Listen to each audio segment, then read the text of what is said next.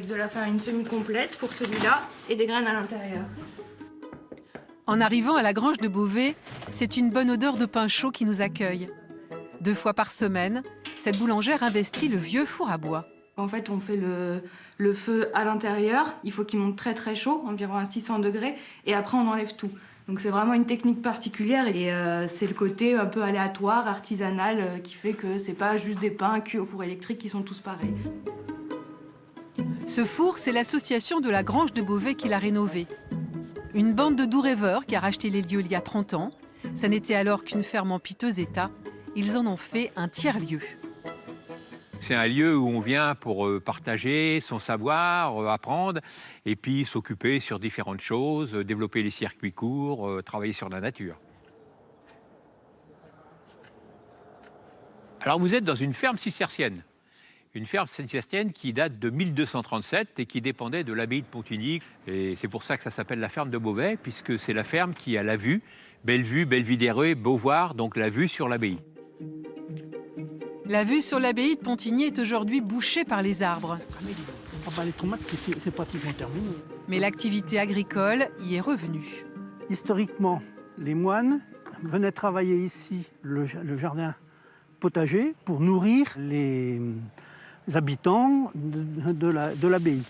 Et donc ça, on a relancé la production de potagère pour nous, dans un premier temps. Et puis comme on arrivait à faire quelque chose qui était intéressant, on s'est mis à en vendre également à nos adhérents. Il faudra du persil, s'il vous plaît.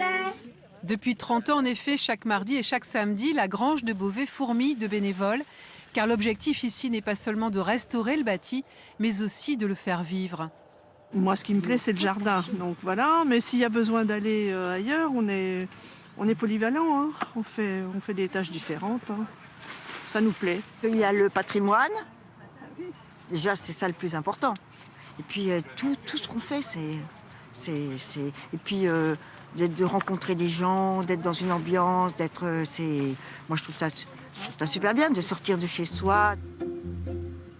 Autre activité développée par l'association Le Vin, dans le bâtiment ouest.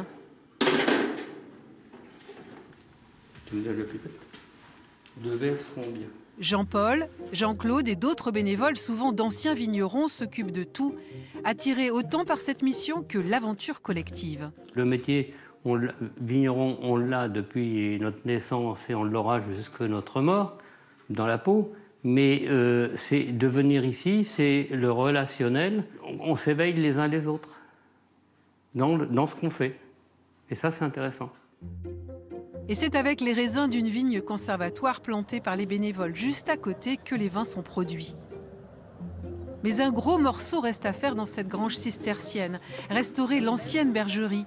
280 mètres carrés de surface, 12 mètres de hauteur, le tout en très mauvais état. Ah tiens, il manque des tuiles, il manque des bâches encore.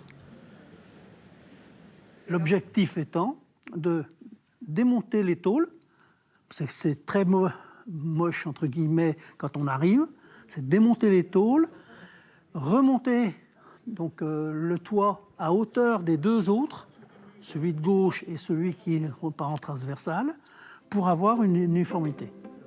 Sauf que le bâtiment n'a pas de fondation. Il faudra donc lui en faire en démontant et remontant les murs. Au terme des travaux qui pourraient commencer au printemps prochain, la bergerie accueillera un espace d'accueil, une boutique et des salles de réunion. Un projet multiforme et vivant, à l'image de ces doux rêveurs qui s'activent, se retrouvent et partagent ici depuis 30 ans déjà. Donc on peut... Santé, bonheur. Allez.